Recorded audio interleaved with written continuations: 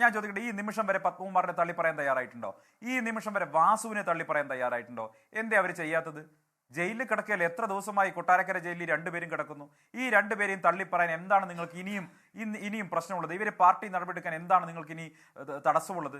അപ്പോൾ നിങ്ങൾ ഇപ്പോഴും നിങ്ങളുടെ തന്നെ പോലീസ് കുറ്റക്കാരാണെന്ന് കണ്ടെത്തി ജയിലിൽ അടച്ചിട്ടുള്ള ആളുകളെ സംരക്ഷിക്കുന്നു. ഇതെന്തൊരു വൈരുദ്ധ്യമാണ്?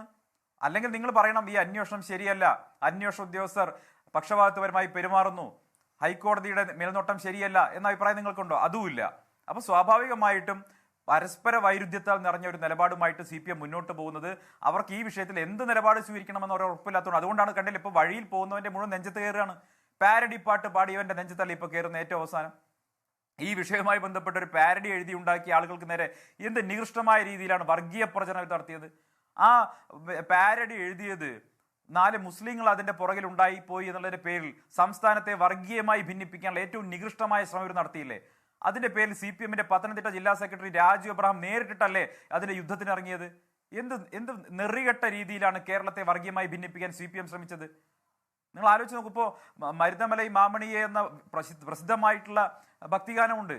അതാണ് പണ്ട് VD രാജപ്പൻ കല്ലെടുത്ത് കീച്ചരുതേ നാട്ടാരെ എന്ന് പറഞ്ഞുകൊണ്ട് പാരഡി എഴുതിയത്. ഇപ്പൊ ഇന്നായിരുന്നെങ്കിൽ VD രാജപ്പനെതിരെ മുൻകാല പ്രാബല്യത്തോടെ കേസെടുക്കുമായിരുന്നില്ലേ? VD രാജപ്പനെ arrest ചെയ്യുമായിരുന്നില്ലേ?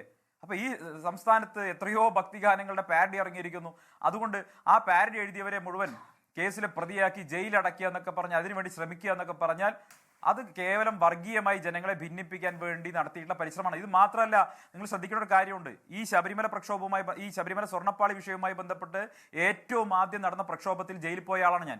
എൻ്റെ കൂടെ പ്രക്ഷോഭത്തിന് ജയിലിൽ വന്നവരിൽ മുസ്ലിങ്ങളിലും ക്രിസ്ത്യാനികളിലും പെട്ട യൂത്ത് കോൺഗ്രസ് പ്രവർത്തകരുണ്ട് എന്നുള്ളതിന്റെ പേരിൽ പത്തനംതിട്ട ടൗണിനകത്ത് സമ്മേളനം വിളിച്ച് CPM സമ്മേളനം നടത്തി. ആ സമ്മേളനത്തിൽ ദേവസ്വം ബോർഡ് ആക്രമിക്കാൻ സന്ദീപ് വാര്യർ മുസ്ലിങ്ങളെ കൊണ്ടും ക്രിസ്ത്യാനികളെ കൊണ്ടും വന്നു എന്ന് പറഞ്ഞവരാണ് CPMകാർ. അത്ര നാണം കെട്ട രീതിയിൽ പത്തനംതിട്ടയിൽ വർഗീയ പ്രചരണം നടത്തിയവരാണ്.